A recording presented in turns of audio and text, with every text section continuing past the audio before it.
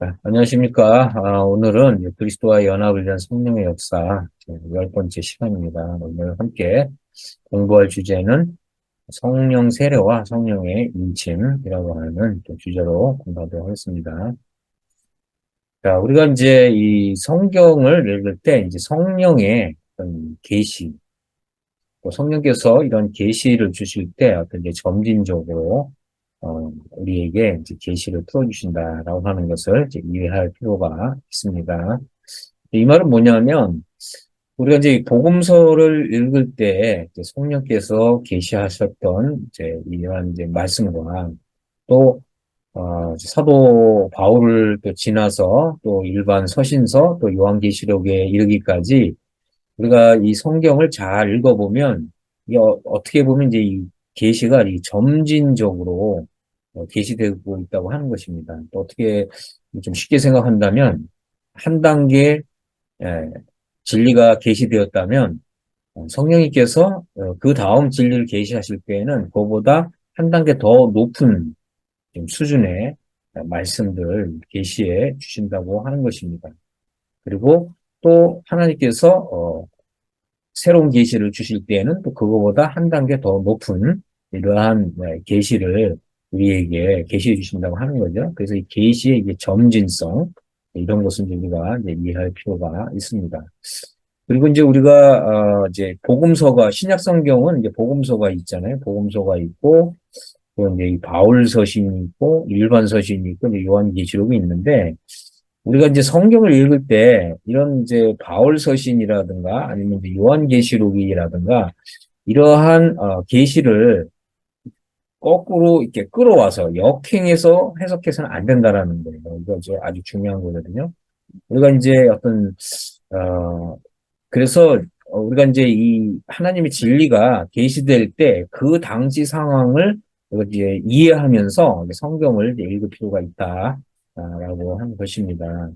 그래서 그 우리가 알고 있는 이런 이제 지식은 사실은 그 열두 사도들과 주님이 이제 공생의 사역을 하실 때 계시하셨던 이 진리와는 그거보다 더 점진적인 어떤 이제 이런 점진성이 있다. 더 발전된 이러한 계시가 있기 때문에 이렇게 이제 더 큰 계시를 가지고 더 작은 계시 안으로 이렇게 넣어서 읽는 이런 것을 상당히 경계해야 된다라고 하는 것입니다.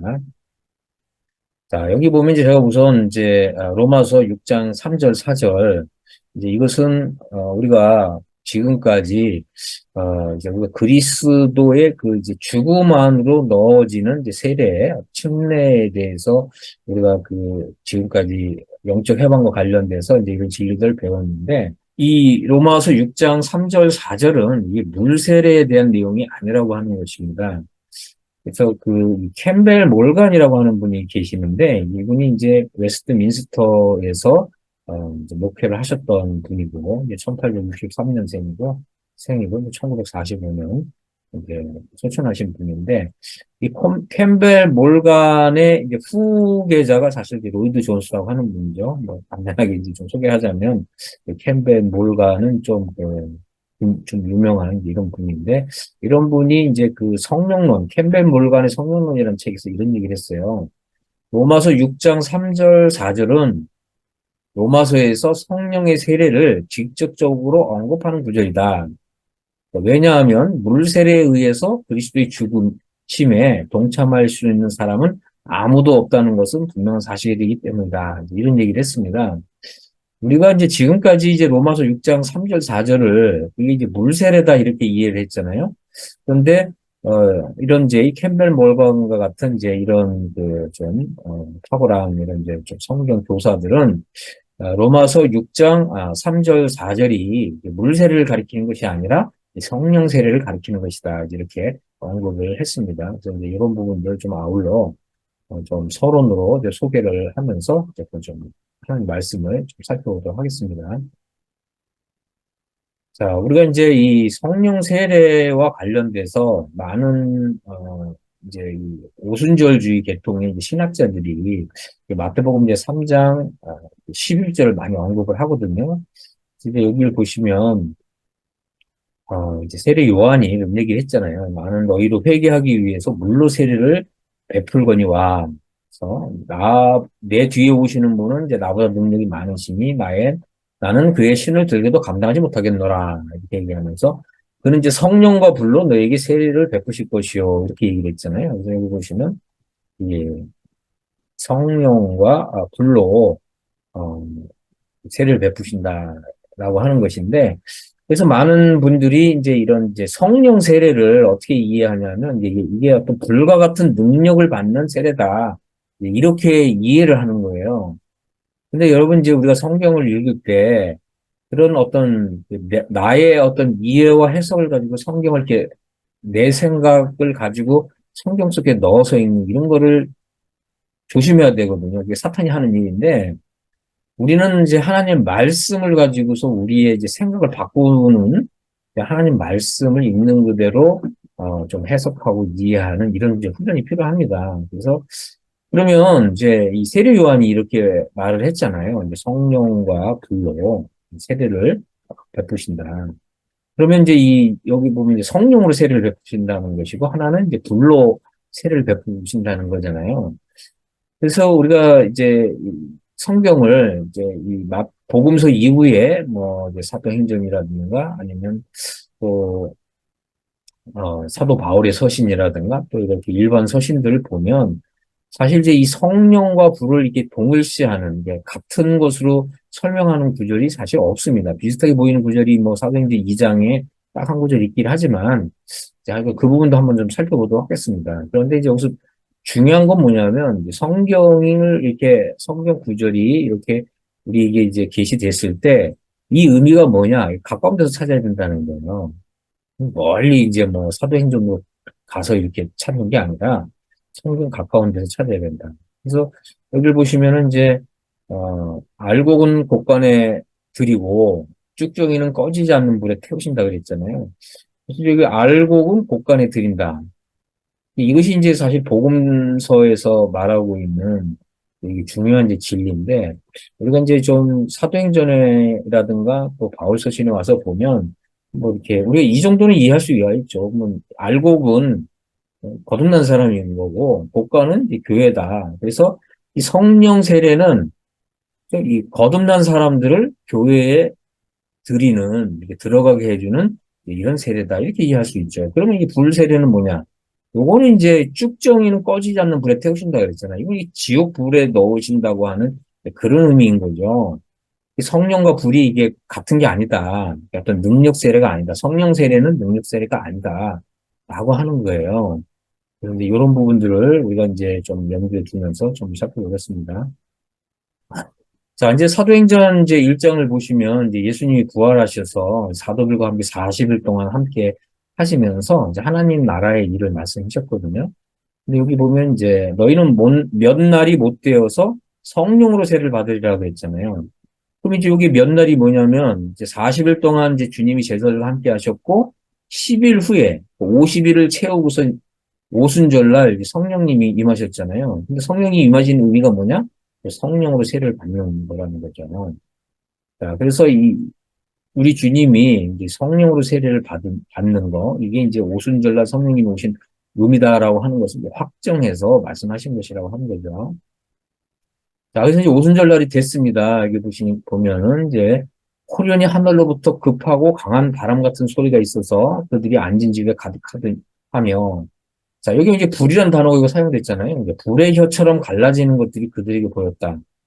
불의 혀처럼 갈라지는 거지, 이게 불세례다, 성령세례는 불세례다, 이렇게 얘기할 수가 없는 거죠. 그래서 요것도, 우리 이제 그 윌리엄 켈리는 이렇게 설명을 했죠. 이게 불의 혀라는 것은, 혀처럼 갈라졌다는 거는, 그 이제 언어가 다른, 각 이제 나라, 뭐 이스라엘 민족과 또 이방 민족들에게 이제 성령을 통해서 복음이 전해질 것을 이렇게 이제 표상적으로 또 상징적으로 이렇게 보여주는 거다. 이렇게 얘기를 하고 있습니다.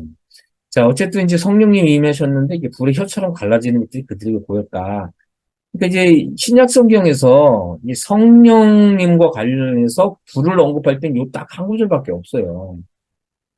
자, 그래서 이게 중요한 게 뭐예요? 여기 보면 이제 성령이 임하시니까 이제 성령의 충만함을 받았다. 그리고 성령님의 말하게 하심을 따라서 다른 언어들로 말하기 시작했다. 그러니까 이게 불의 혀처럼 혀가 이제 언어를 말하는 기능을 가진 좀 지체잖아요. 그러니까 다른 언어들을 말하기 시작했다.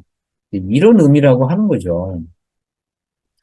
그래서 이제 하나님을 찬미하고 온 백성에게 이제 칭송을 받으니 성령님께서 임하신 결과 이거 어떻게 됐냐면 주님이 구원받는 사람을 날마다 더하셨는데 여기 보면 이제 교회라는 단어가 이제 처음 등장한 거죠. 사도행전에서 이 단어가 이제 처음 등장했는데 또 이 단어도 사실 이제 킹제임스 성경을 보시면 이게 이탈릭체로 돼 있어요. 이탈릭체로.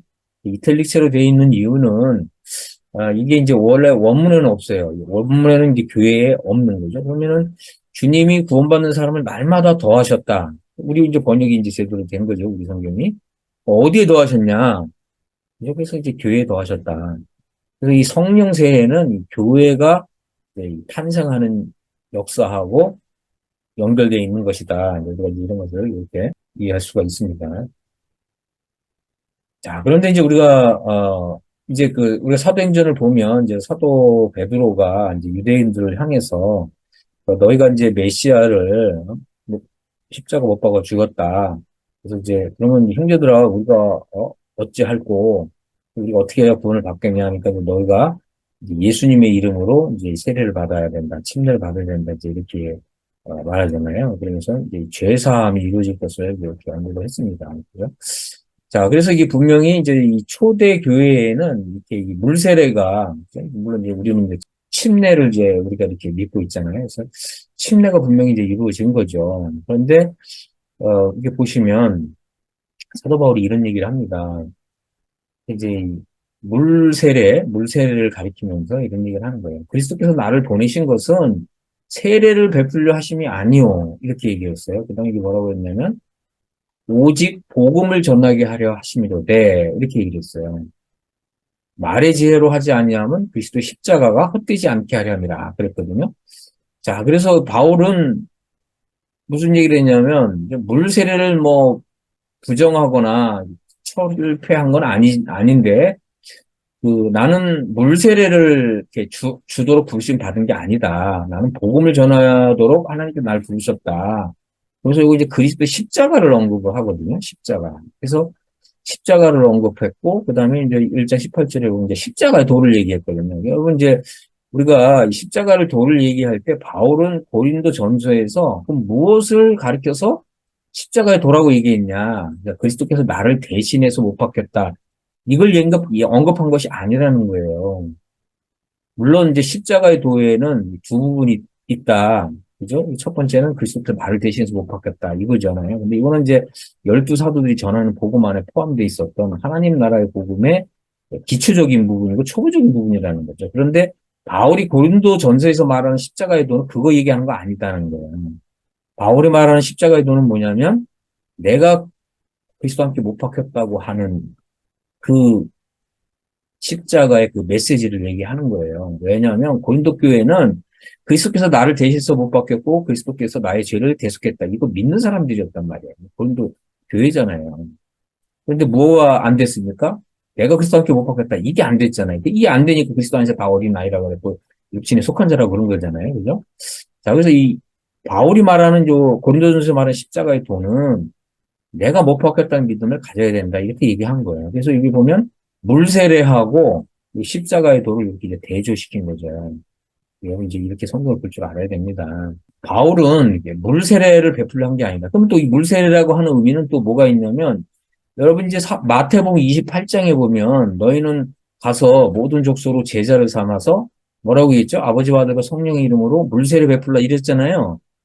그래서 이 물세례를 베풀라는 것은 또 하나님 나라의 복음하고 연결돼 있어요. 그런데 이제 이 십자가의 도, 내가 그리스도와 함께 죽었다는 이 십자가의 도는 바울에게만 있는 거예요. 12사도들에게 없는 내용이에요. 이 내용이. 여러분 성경 잘 읽어보시면 사도 바울만 내가 그리스도와 함께 못 박혔다. 이런 메시지를 하나님께 받은 거예요. 그래서 이 물세례와 십자가의 도를 대조시키잖아요. 십자가 도가 이루어지면 어떻게 됩니까? 이게 바로 영적 해방이 이루어지는 거예요. 내 안에 거하는 죄성에 대해서 내가 죽는 것이고 뿐만 아니라 율법을 향하여 내가 죽는 거예요.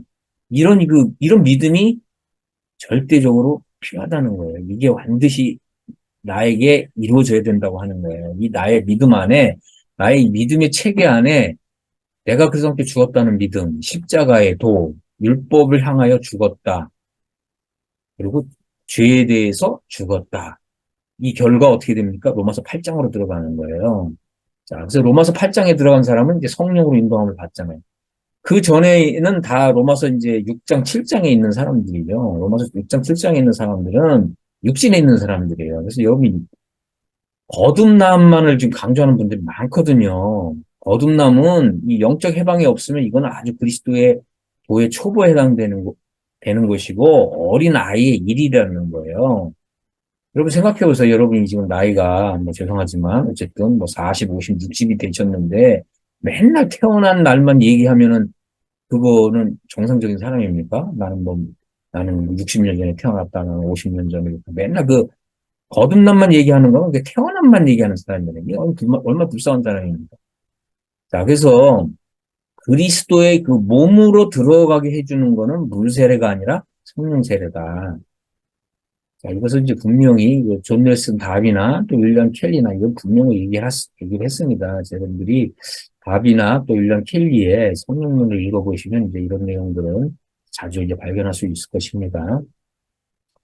자, 그래서 이제 고린도서 12장 13절에 우리가 유대인이나 헬란이나 종이나 자유자나 다 한 성령으로 세례를 받아 한 몸이 되었고 다 한 성령을 마시게 하셨느냐 이러잖아요. 그죠? 그래서 여기 이제 고린도서 12장 13절에서는 이제 이 성령 세례를 얘기하는 거예요. 성령 세례. 그 성령 세례를 통해서 우리가 한 몸 안으로 들어왔다. 이런 거예요. 그런데 이제 어쨌든 물 세례가 이런 걸 가져다 주는 게 아니라는 거죠. 물 세례는 주님의 이름을 불러서 너희 죄를 씻으라. 그러면서 이제 물 세례를 베풀잖아요. 이 물 세례와 이 성령 세례는 이게 전혀 다른 것이다. 라고 하는 것입니다. 자, 그래서 이 성령 세례를 받을 때 어떻게 된다고 그러죠? 다 한 성령을 마시게 하셨다. 이렇게 그랬잖아요. 그리고 나서 이제 고린도서 12장 27절에 너희는 그리스도의 몸이요 지체의 각 부분이다. 이렇게 얘기한 거예요. 그래서 그리스도의 몸으로 들어가게 해주는 거는 물 세례가 아니라 성령 세례다. 다시 말씀을 드리면 물 세례는 하나님 나라에 들어가게 해주는 거다. 성령 세례는 그리스도의 몸에 들어가게 해주는 것이다. 라고 하는 것입니다. 자, 그래서 우리가 이제 갈라디아서 2장 27절에도 보면 사도 바울이 아까 무슨 얘기를 했습니까? 하나님께서 나를 부르신 것은 물 세례를 주기 위한 것이 아니다. 이렇게 얘기하면서 갈라디아서나 로마서에서 이런 얘기를 하거든요. 그리스도와 합하기 위해서 세례를 받은 사람은 그리스도로 옷 입었느니라 이러거든요. 여러분 한번 생각해 보세요. 이게 지금 이 갈라디아서 3장 27절에서 말하는 세례, 또 여기 보면 로마서 6장 3절에서 말하는 이 세례가 과연 물 세례냐? 이걸 한번 생각해 보자는 거예요. 그죠? 이게 분명히 사도 바울이 뭐라고 얘기했습니까? 그리스도께서 나를 보내신 것은 세례를 베풀려 하심이 아니요. 물세를 베풀려는 게 아니라 그리스도 복음을 전하고 그리스도의 십자가를 전하고 십자가의 도를 전하는 건데 이 십자가의 도는 내가 그리스도와 함께 못 박혔다고 하는 신적인 계시라고 하는 거 우리가 이제 살펴봤잖아요. 그죠? 자, 그런데 바울이 뜬금없이 갈라디아서 2장 27절과 같이 이제 여기 이제 갈라디아서 이제 3장과 4장은 우리가 하나님의 아들들이 되고 양자 삼음이 이루어지고 양자의 영을 받는 이렇게 중요한 진리를 얘기하면서 지금 그리스도 합하기 위해 세례를 받은 자는 이게 물세례를 얘기하겠느냐 생각해 보시라는 거예요. 이것은 물세례를 얘기하는 것이 아니다. 라고 하는 것입니다. 자, 그래서 우리가 그리스도와 합하기 위해서 세례를 받는 거거든요. 여러분 물세를 받았지만, 과연 여러분들이 그리스도 합하는 것이 무슨 의미인지를 알고 물세를 받으셨을까요? 그가 아니라는 거예요. 그리스도 합하는 거는 그리스도의 죽음 속으로 들어가는 것이고, 또 하나님께서 그리스도 죽은 자 가운데 살리신 그 하나님의 그 부활의 그 역사와 능력 속으로 들어가는 이런 세례를 얘기하는 것입니다. 이런 게 성령에 의한 세례라고 하는 거죠. 자, 그래갖고 이제 갈라디아서 2장 27절에서는 이제 이렇게 그리스도 합하는 세례를 얘기했고, 그다음에 너희가 그리스도의 것이면 이렇게 얘기한 거예요. 자, 그럼 우리가 이제 그리스도의 것이 되는 거 이제 갈라디아서 5장 24절 이제 제가 이제 여러 번 언급을 우리가 여러 번 살펴봤잖아요. 그리스도 예수의 사람들. 여기 이제 그리스도의 것이라고 그랬죠. 요거 크라이스트 오포스토스. 이 그리스도의 것이도 번역되는 단어거든요. 그리스도의 것이 되려면 어떻게 된다 그랬습니까? 나의 육체와 함께 정과 욕심 십자가 못 박아야 된다 그랬죠. 여러분, 이 말씀 반드시 통과해야 됩니다. 여러분, 이거, 난 예수님 믿으니까 저절로 돼서, 신약 성경의 진리가 저절로 되는 건 아무것도 없습니다. 구하고 찾고 두드려서 하나님이 나에게 이 계시를 열어주실 때, 내가 믿을 때 나의 것이 되는 거지, 내가 찾고 두드리고 구하지도 않았는데, 하나님이 이미, 그런 건 없습니다, 여러분. 그런 거 없어요. 우리는 이제 지금까지 이제 성령론을 공부했잖아요. 모든 게 다 성령의 역사거든요. 성령의 계시를 믿음으로 받아들인 사람만 그리스도의 것이 되는 거고 그리스도와 합하는 세례를 받은 사람이 되는 거죠.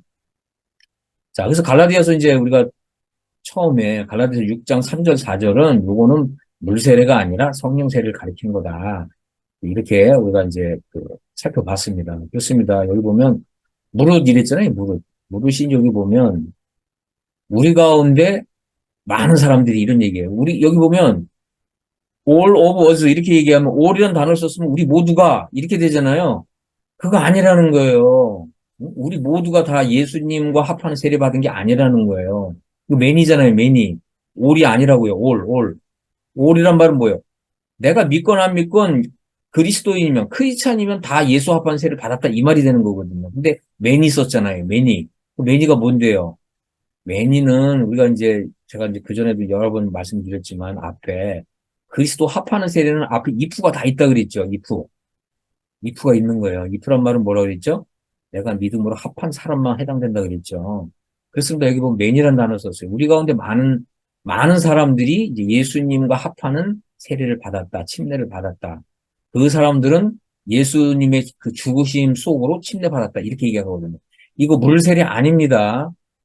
다시 말씀드리지만 이건 무세례 아닙니다. 우리는 이제 지금까지 성경을 보는 계시가 약했기 때문에 이거 다 우리가 물세례 받았는데 이렇게 생각했잖아요. 여러분 생각해 보세요. 지금 우리가 이제 지금까지 여러 번 공부했지만 로마서 1장부터 5장 11절까지는 신스에 대한 죄사함에 대한 진리를 소개하고 있지만 5장 12절부터는 주제가 바뀌어서 성화에 대한 부분들을 설명하기 시작했다고 했죠. 그래서 우리가 이제 이 두 머리에 대한 부분 또 두 남편에 대한 부분, 또 이제 이런 부분들을 우리가 이제 공부를 했잖아요. 그런데 6장에서 뜬금없이 바울이 이거 물세례 이거 얘기한다고요? 아니라는 거예요. 절대 그렇지 않습니다. 그건 진리를 오도하는 겁니다. 잘못 이해하고 해석하는 겁니다.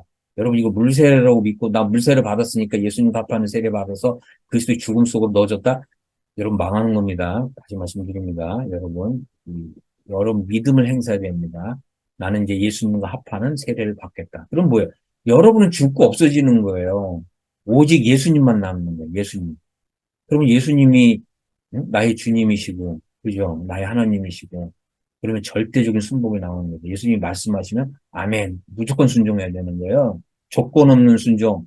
조건 없는 순종이 나와야 여러분 이 영적 해방이 이루어진 겁니다. 여러분, 자꾸 이것 계산하고 저것 계산하고 내가 이 말씀에 순종하면 내가 이제 이런 부분에 어, 어떤 어떤 불이익을 당할 텐데 이런 거 자꾸 계산하는 사람은 이거 안 된 겁니다. 여러분, 정신 차리십시오. 안 된 겁니다. 계산이 없는 거예요. 예수님 말씀하셨으면 아멘, 무조건 순종하는 겁니다. 그래야 내가 죽은 사람이 되는 거죠. 내가 죽은 사람이 왜 그런 거 걱정합니까? 내가 죽은 사람은요, 주님이 다 책임지셔요. 성령의 능력으로. 그 모든 거, 그 모든 은혜, 모든 축복, 모든 능력, 여러분이 바라고 원하는 거, 다 가져다 주십니다. 하늘을 열어갖고 그냥 쏟아 부어 주시는 거예요. 그런데 뭐예요? 여러분이 계산하고 앉아있으면 이런 복을 못 받는 거예요. 물론 여러분들이 이제 영적 해방에 대한 어떤 이제 이런 지식은 가지고 있을 수 있지만 실제 삶은 로마서 7장에 갇혀서 사는 거예요, 여전히. 그러면 난 영적 해방까지 알았는데 왜 이렇게 힘들고 괴롭지? 딱 그렇게 되는 겁니다. 자, 다시 말씀 보겠습니다. 로마서 이제 6장 4절에. 자, 우리가 이제 이 세례로 예수님의 이제 이 죽음 속으로 들어갔고 예수님과 합해 장사됐다는 거예요. 여러분, 장사된 사람은 관에 이렇게 들어놓고 무덤에 이렇게 묻힌 사람이 무슨 계산을 하고 뭘 헤아립니까? 하나님이 나를 살려주시면 내가 산다. 이런 믿음으로 가만히 누워 계셔야죠. 그러면 성령님이 나를 일으켜 세워주시는 이런 초자연적인 이런 역사를 여러분 경험하는 거예요. 다시는 나의 이제 생각, 나의 머리, 나의 꾀로 살지 않고 성령님이 인도하시는 대로 그대로 그대로 따라서 사는 삶이 펼쳐지는 거예요. 그러면 어떻게 돼? 여러분 좌우 앞뒤가 하나 아버지의 영광으로 가득하게 된다는 거예요. 그게 이제 바로 이제 하나님의 이제 은혜이고 또 은혜 중에 은혜가 되는 것입니다. 자, 그래서 이제 에베소 1장 13절에 보면 자, 사도 바울이 여기 진리의 말씀이라는 표현을 썼습니다. 정관사 사용했어요. 진리의 말씀, 곧 너희 구원의 복음 이런 표현을 썼거든요. 사실 이제 이 단어도 이 에베소서 외에는 사용하지 않습니다. 유일하게 에베소에서 쓰면 이 표현을 쓰는 거죠. 진리의 말씀, 곧 너희 구원의 복음. 자, 그래서 이것은 이제 하나님 나라의 복음을 얘기하는 것이 아닙니다. 여러분. 에베소서는 이제 그리스도 안에서 신실한 형제들에게 쓰고 있잖아요. 초보적인 거 설명하는 것이 아니다. 뭘 설명하겠어요? 당연히 바울이 이제 하나님께로부터 받았던 그리스도의 영광의 복음, 그것을 말하는 거죠. 그리고 우리가 이제 그리스도의 그 죽음 속으로 들어가서 이제 그리스도의 그 부활하심을 통해서 영광 가운데 나오는 그런 이제 영광스러운 복음을 말하는 거죠. 그래서 너희가 이제 진리의 말씀과 너희 구원의 복음을 듣고 믿었으니까 성령으로 인치심을 받는 거예요. 이게 중요한 단어죠. 그래서 자, 이 성령의 이제 인침이 있다고 하는 것입니다. 성령의 인침. 그러면 이제 성령님은 왜 이렇게 인치는 일을 하시느냐? 바로 바로 너는 이제 그리스도의 몸의 한 지체다. 이거 딱 인을 쳐주시는 거예요. 도저히 안 있는 거예요. 그러니까 이게 이 인침, 이거 이제 그 인이잖아요. 도장을 찍는다, 뭐 이런 의미일 수도 있고, 이 인침이라고 하는 거는, 정말, 이제 천상의 존재라고 하는 것을 이렇게 뭐 신적으로, 신성하게 탁 표시를 하는 거예요. 그러니까 우리가 이제 뭐 어쨌든 볼 수는 없지만, 우리는 볼 수 없지만, 하늘에 있는 천상에 있는 천군 천사들이 이 성령의 인침을 다 알아보는 거예요. 이거 얼마나 놀라운 일입니까? 자, 그래서 우리가 이제 그 에스겔 성경에도 보면은 붓을 든 천사가 그 이마에다가 하나님의 표시를 한다고 그러잖아요. 그죠? 자, 성령으로 인침을 받는 거예요. 그러면 이제 천상의 존재들이 다 그 앞에서 다 엎드리는 거예요.